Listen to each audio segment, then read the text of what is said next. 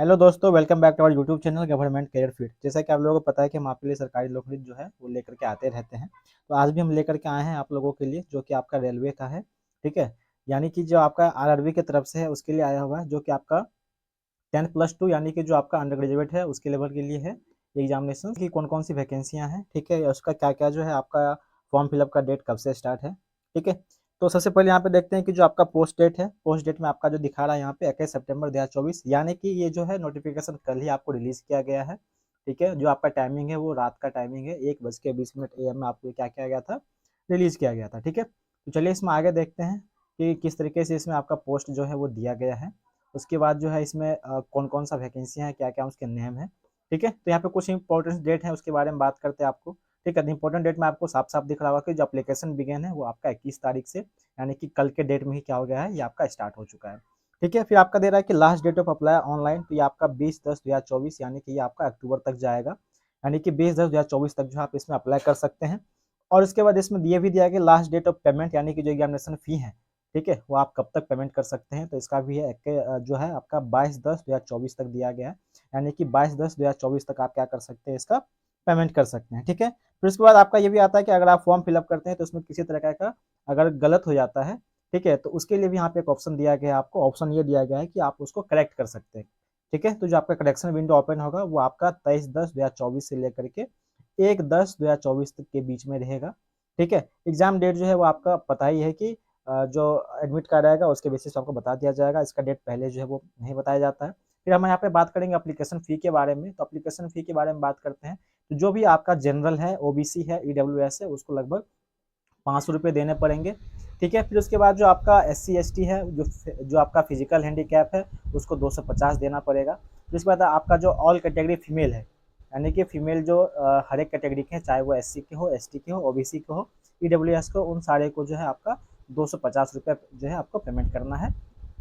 इस बार कह रहा है कि आफ्टर द फर्स्ट एग्जामिनेशन, यानी कि इसमें आपको ये चीज़ देख के पहले ही पता लग जाएगा कि एग्जामिनेशन जो है आपका वो 2 स्टेज में होगा। कितने स्टेज में होगा आपका? 2 स्टेज में होगा।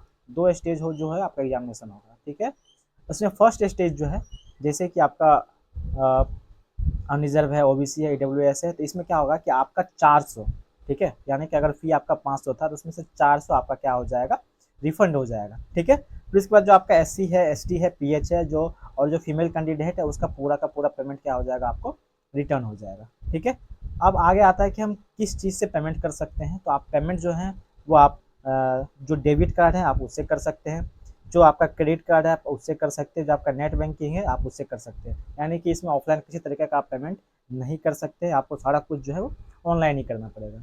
ठीक है, तो चलिए हम आगे बढ़ते हैं। आगे ये भी देखते हैं कि जो आपका एज क्राइटेरिया क्या रहेगा। तो इसमें जो आपका एज लिमिट है, उसमें आपका मिनिमम एज जो है वो 18 साल का है, यानी कि अगर 18 साल है तो आप इस फॉर्म को भरने में क्या एलिजिबल हैं। और जो मैक्सिमम एज है वो आपका 33 साल है। और एक चीज़ और सारे स्टूडेंट पूछते हैं कि सर इसमें जो आपका एज का रिलैक्सेशन है वो किस हिसाब से मिलेगा। तो जैसा सब में मिलता है उसी तरीके से में आपका इसमें ही मिलेगा। ठीक है, यानी कि जिस तरीके से और सारे एग्जामिनेशन में आपको मिलता है तो उसी तरीके से आपको यहाँ भी जो देखने को मिलेगा। ठीक है, ये चीज़ आपको यहाँ पे इसी तरीके से देखने को मिलेगा।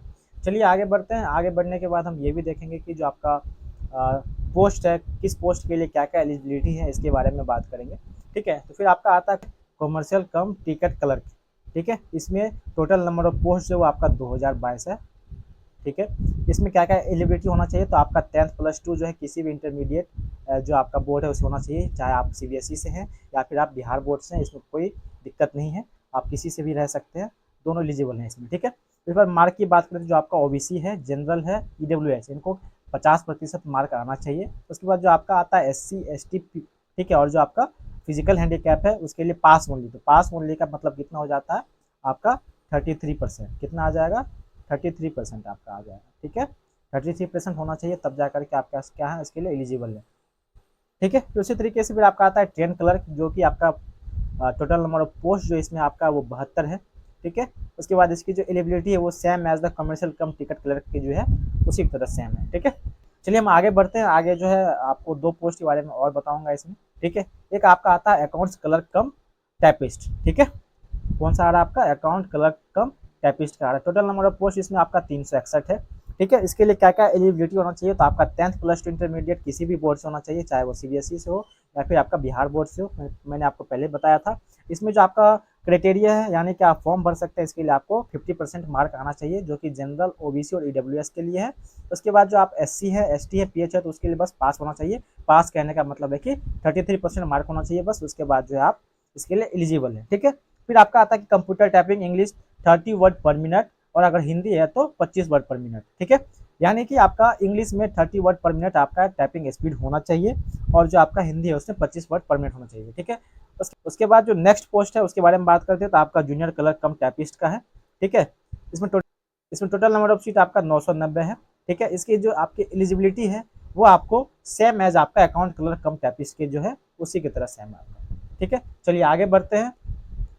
अब हम बात करेंगे आपका पोस्ट के बारे में, ठीक है। जो आपका कौन से स्टेट में कौन सा जो आपका सर्किल है उसमें कौन से कैटेगरी में कितना पोस्ट है।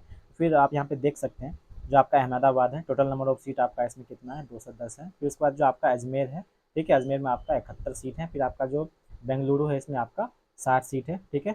मैं इसको एक बार स्लाइड करके आपको दिखा देता हूँ ताकि जो वीडियो वो ज़्यादा बड़ा ना बने, ठीक है। मैं आपको स्लाइड करके दिखा देता हूँ आराम से, इसमें आप देख लेंगे, ठीक है। चलिए इसमें आपको मैं दिखा रहा हूँ, ठीक है। आरआरबी भोपाल है, ठीक है, RRB Bhubaneswar, RRB Bilaspur, RRB Chandigarh, RRB Chennai, RRB Gorakhpur, RRB Guwahati, RRB Jammu and Srinagar, RRB Kolkata, RRB Malda, RRB Mumbai, RRB Muzaffarpur, RRB Prayagraj, RRB Patna, RRB Ranchi, RRB Secunderabad, ठीक है, आरआरबी सिलीगुड़ी, आरआरबी त्रिवेंद्रपुरम, ठीक है। तो आप इसको एक बार देख सकते हैं कौन से कैटेगरी में कितना सीट है, ठीक है। उसके बाद आपका ये भी आता है कि आप किस तरीके से इस फॉर्म को अप्लाई कर सकते हैं, ठीक है। तो आपको मैंने पहले बताया था कि जो आपका फॉर्म अप्लाई डेट है वो स्टार्ट हो चुका है, जो कि आपका 21 तारीख से है। मैंने आपको फर्स्ट में बता दिया था, और इसका लास्ट डेट जो वो 20/10/2024 तक है, ठीक है। उसके बाद इसमें क्या क्या आपको डॉक्यूमेंट्स चाहिए, इन सब चीज़ों के बारे में मैं आपको बताऊंगा, ठीक है। इसमें जो आपका यहाँ पे दिख रहा है कि एलिजिबिलिटी आईडी प्रूफ है, फिर उसके बाद जो आपका एड्रेस है, ठीक है।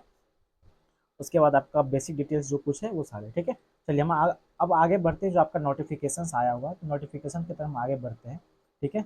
मैंने यहाँ पे डाउनलोड किया था नोटिफिकेशन, तो नोटिफिकेशन की तरफ आगे बढ़ते हैं। तो जो आपका एग्ज़ाम का जो पैटर्न होगा किस तरीके से होगा, तो मैं आपको पहले बता दूं कि आपका जो एग्जामिनेशन होगा आपका 2 स्टेज में होगा, ठीक है। जो फर्स्ट स्टेज जो होगा आपका सीबीटी बेस्ड होगा। इसमें टोटल नंबर ऑफ क्वेश्चन जो है वो आपका लगभग 100 रहेगा, ठीक है। उसके बाद एग्जाम का जो आपका ड्यूरेशन है वो आपका 90 मिनट का एग्जामिनेशन होगा, जिसमें क्वेश्चन जो है आपका जनरल अवेयरनेस का 40 रहेगा, ठीक है। मैथमेटिक्स का 30 क्वेश्चन रहेगा, और जनरल इंटेलिजेंस जो कि आपके रीजनिंग में आते हैं इसका कितना रहेगा, 30 क्वेश्चन में आएगा, ठीक है।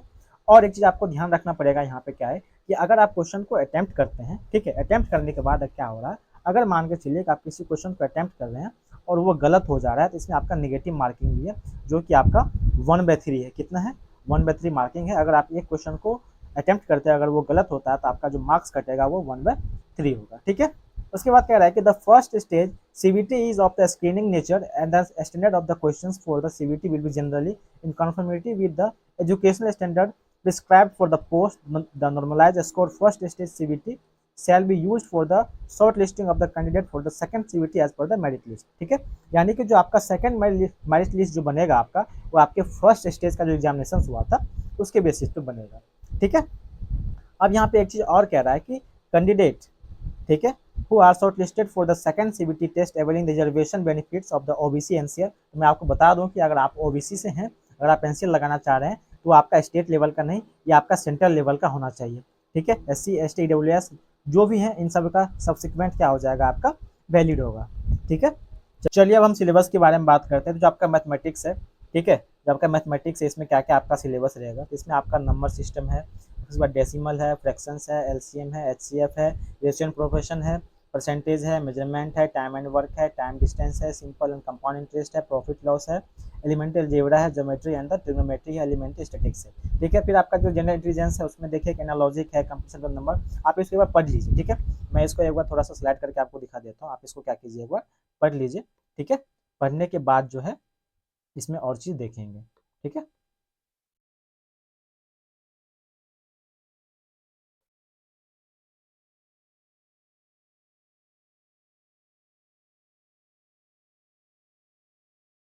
फिर आपका जो आपका जनरल अवेयरनेस है, इसमें भी बहुत सारे टॉपिक्स हैं जो कि आपको आना चाहिए, ठीक है।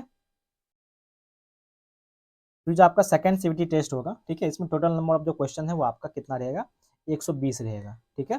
टोटल नंबर ऑफ क्वेश्चन कितना रहेगा आपका इसमें, आपका 120 नंबर ऑफ क्वेश्चन रहेगा, ठीक है। उसमें जो आपका जनरल अवेयरनेस का क्वेश्चन जो है वो आपका 50 रहेगा, ठीक है। फिर उसके बाद जो मैथमेटिक्स है उसका भी 50 रहेगा, सॉरी 50 नहीं, जो आपका मैथमेटिक्स है उसमें 35 रहेगा। फिर इसके बाद जो आपका जनरल इंटेलिजेंस का जो है वो आपका 35 रहेगा, ठीक है। जो टाइम ड्यूरेशन रहेगा वो आपका 90 मिनट ही रहेगा, ठीक है।